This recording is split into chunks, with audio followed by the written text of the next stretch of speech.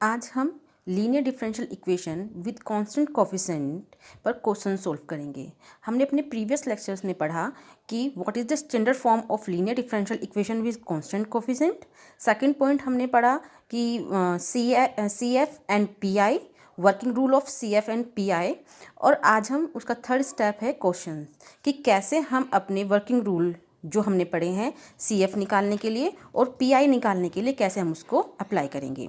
तो पहला क्वेश्चन हमारा है सोल्व d माइनस वन का whole square into D minus three whole cube into Y is equal to e की power 3x। This is a linear differential equation with constant coefficient.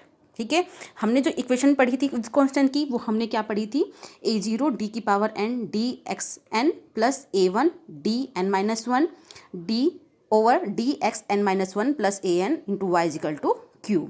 तो जो हमारा question है वो आप देख रहे होंगे सेम उसी फॉर्म में है। ठीक है, d ओवर डी एक्स का मीनिंग भी क्या है, डेरिवेटिव, डिफरेंशिएशन। यहाँ पर d का भी मीनिंग क्या है, डिफरेंशिएशन। ठीक है, फर्स्ट इक्वेशन। सबसे पहले हम इस इक्वेशन को ऑक्सिलरी इक्वेशन के अंदर चेंज करेंगे। उस चेंज के अंदर हमने फर्स्ट स्टेप जो पढ़ा था वो था कि हम इस इक्वेशन में पुट करेंगे q is equal to 1, q is equal to 0, y is equal to 1 and d is equal to m।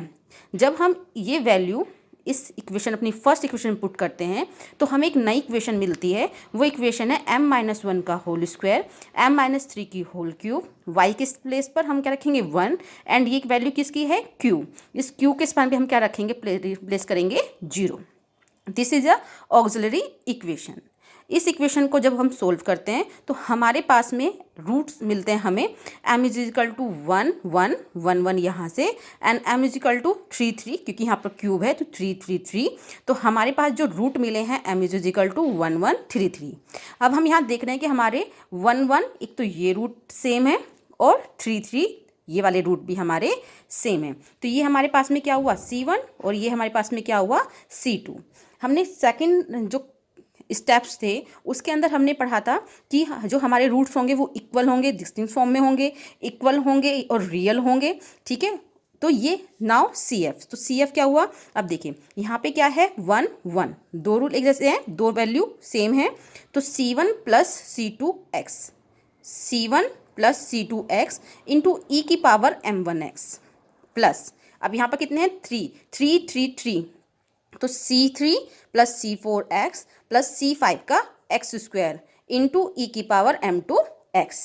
ये वाली वैल्यू क्या है हमारे पास में m1 और ये वाली वैल्यू हमारे पास ये तीनों क्या है m2। तो जहाँ पर ये m1 है वहाँ हम पुट करेंगे 1, जहाँ पर हमारे पास m2 है वहाँ हम क्या पुट करेंगे 3। तो एक नया CF हमारे पास में बनेगा, वो क्या है C1 प्लस C2x ई की power 1x plus C3 C4x C5x square into ई की power 3x। This is CF। ठीक है, ये पहला पॉइंट है क्योंकि कंप्लीट सॉल्यूशन क्या होता है, कंप्लीट सॉल्यूशन होता है y is equal to CF plus PI। तो अभी हमने क्या निकाला है CF। अभी हमारे लिए हमें और क्या निकालना है, हमें निकालना है PI। तो PI के लिए हम क्या करते हैं, PI क्या होता है 1 upon F of D.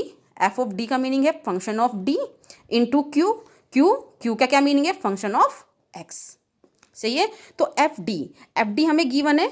F D हमारी फर्स्ट इक्वेशन, ये डी माइनस करके ये पुट करेंगे इंटू क्यू भी इक्वेशन में गिवन है इजिकल टू क्यू, जो हम इक्वेशन पढ़ते हैं तो क्यू की वैल्यू यहाँ पुट करेंगे। अब यहाँ पे हमें देखना होता है कि हम कौन सा वर्किंग रूल हम यहाँ पर अप्लाई करेंगे। रूल नंबर थर्ड जो हमने पढ़ा था कि पी आई यदि इस फॉर्म में है, किस फॉर्म में है 1 अपॉन एफ डी इंटू ई की power A x into A की पावर ए एक्स। तो हम वहाँ पर डी को रिप्लेस करते हैं किसके अंदर, ए के अंदर। और वो ए जो हमारा है वो वैल्यू क्या है यहाँ पर 3, वो वैल्यू कितनी है 3। तो अब हम जहाँ पर डी है वहाँ पर 3 पुट करेंगे। तो यहाँ पर हमने क्या पुट किया 3 माइनस वन का होल स्क्वायर, 3 माइनस वन का होल स्क्वायर और यहाँ पे क्या है डी माइनस 3। जब हम यहाँ पर 3 पुट करते हैं तो हम क्या देखते हैं, ये वैल्यू क्या हो जाती है 0। लेकिन वर्किंग रूल में हमने पढ़ा था उसकी एक कंडीशन थी कि F of A is not equal to 0। F of A is not equal to 0, उसकी फर्स्ट कंडीशन थी, तो हम यहाँ पर 0 आ जाएगा, इसलिए हम यहाँ पर डी की यानी कि डी के प्लेस पर चेंज नहीं करेंगे। जहाँ पर 0 नहीं हो रहा है वहाँ आपने चेंज कर दिया। इसमें से इसको माइनस करेंगे तो कितना 2 का स्क्वायर किया 1/4 ब्रैकेट में e की पावर 3x d माइनस 3 का होल क्यूब। ठीक है, अकॉर्डिंग टू रूल, जो हमने रूल पढ़े हैं, सही है, 1/4। ठीक है, अब हमने क्या पढ़ा कि यदि हम यहाँ पर 3 पुट करते हैं तो वहाँ पर वैल्यू क्या आती है 0।